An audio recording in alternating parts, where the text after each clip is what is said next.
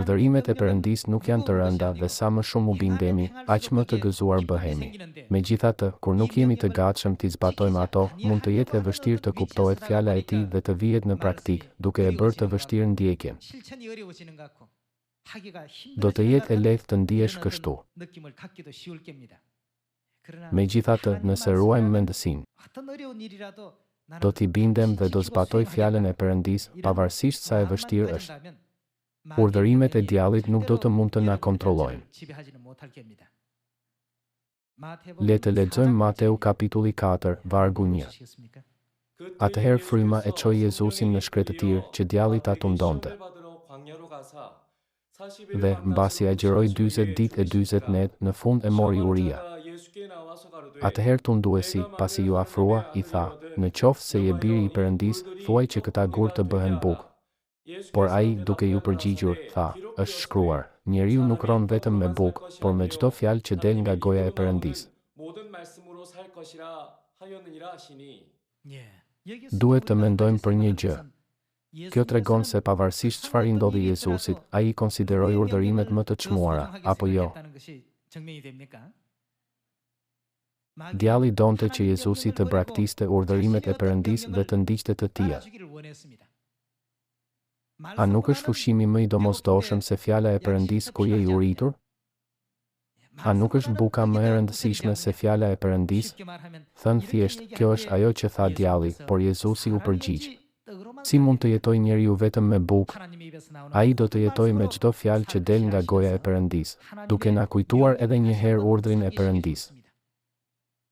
Meqense jetojmë midis dy konflikteve, kur bëhet fjalë për këtë pyetje, kush do të marrë më shumë bekime, më shumë hir dhe më shumë shpërblime në mbretërinë e përjetshme të qiellit? Përgjigjja reduktohet në kush i ka zbatuar urdhërimet e Perëndis me më shumë mirësi dhe gëzim. Rezultatet do t'i shohim në shpërblimin përfundimtar. Le të vazhdojmë me vargun 5. Atëherë djalli e çoi në qytetin e shenjtë dhe e vendosi në majtë të tempullit. Dhe i tha: "Nëse je biri i Perëndis, hidhu poshtë, sepse është shkruar: Ai do t'u jap urdhër engjëjve të tij për ty, edhe ata do të mbajnë mbi duart e tyre që të mos ndeshësh me këmbën tënde ndonjë gur." Jezusi i tha: "Është shkruar gjithashtu: Mos e tundo Zotin, Perëndin tënd." Edhe në këtë skenë, Jezusi u përball me djallin duke përdorur urdhërimet e Perëndis dhe fjalët e Biblës. Pastaj të vazhdojmë. Djalli e çoi sërish mbi një mal shumë të lartë dhe i tregoi të gjitha mbretëritë e botës dhe lavdinë e tyre. Dhe i tha: "Unë do të t'i jap të gjitha këto, nëse ti bie përmbys para meje dhe më adhuron." Atëherë Jezusi i tha: "Shporu, Satan, sepse është shkruar: Adhuro Zotin, Perëndin tënde dhe shërbeji vetëm atij." Atëherë djalli e la, dhe ja, u afruan engjëjt dhe i shërbenin.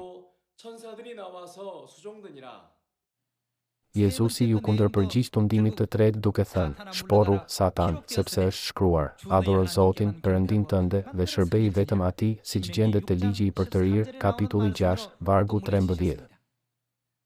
Kur përballemi me tundimet e pasurisë së botës, pushtetit ose autoritetit, Satani shfaqet në mënyrë të fshehtë, duke na tunduar të ndjekim udhëzimet e tij dhe madje na tregon rrugën.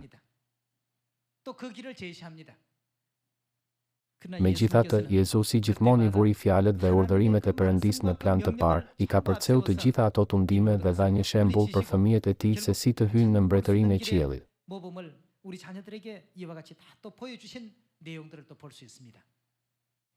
Ne të gjithë duhet të bëhemi të denjë për të marrë pjesë në lavdinë e Perëndis. Për të arritur këtë, urdhrit të kujt duhet t'i bindemi? Ne duhet t'u bindemi urdhërimeve të Perëndis me kujdes.